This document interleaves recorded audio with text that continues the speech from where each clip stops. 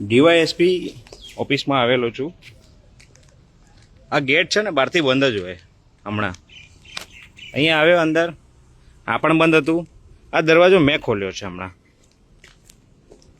અહીંયા બધું છે ને લોક મારો, જો કોઈ પણ અધિકારી અવેલેબલ નથી.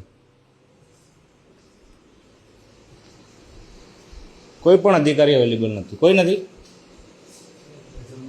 જમવા ગયા છે પણ કોક તો હાજર હોય ને. સાહેબ અરજી આપવાની છે હમણાં, ક્યાં જવાનું અરજી આપવા માટે?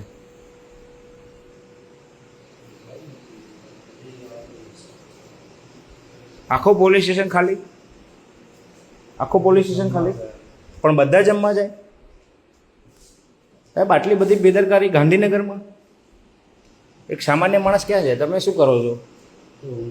હોમગાર્ડમાં છો.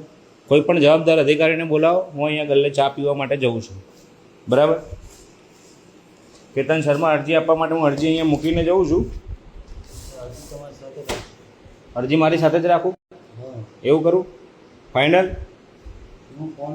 કોઈ બીને ફોન કરાવો, એમ કહો કેતન શર્મા આવ્યા છે અરજી આપવા માટે, રૂબરૂમાં જ આવ્યા છે. એક નાગરિક છે, સામાન્ય નાગરિક, ગાંધીજીના માર્ગે અરજી આપવા માટે આવ્યા છે. જોયા ને? હવે બહુ પહેલાં હેરાન થયો ને હું. તમે જોયા ને કેટલા ધક્કા ખાધા છે મેં. કંઈ વાંધો નહીં, હું ગલ્લે ચા પીવા બેઠો છું. ચોક્કસ, કંઈ વાંધો નહીં. પણ આ તો હું છું. નાગરિકો તો ધક્કા જ ખાય છે ને. કરવાનું શું જિંદગીમાં?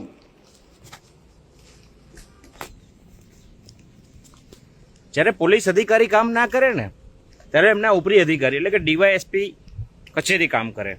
ત્યાં જઈને આપણે કામ કરવાનું હોય. અહીંયા ઘણી બધી અરજીઓ આપેલી છે મેં પોલીસ વિરુદ્ધની, આરટીઆઈ પણ કરી છે, પણ કોઈ જવાબ જ નથી આવ્યા. જોયું ને કેટલો હેરાન થવું છે. પણ કોઈ ચિંતા ના કરો, સમય દરેકનો આવતો હોય છે. સમય કોઈને બાકી નથી રાખતો.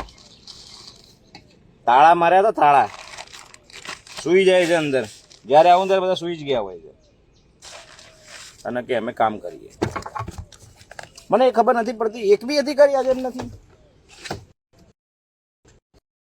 કરવાનું શું આપણે? કઈ વાંધો નહીં, જોઈએ છીએ. 15 મિનિટ રાહ જો કેવા દોડતા આવશે કોઈ પણ અધિકારી.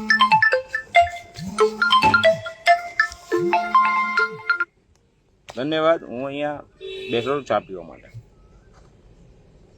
જમ્યો પણ નથી, 3 વાગી ગયા.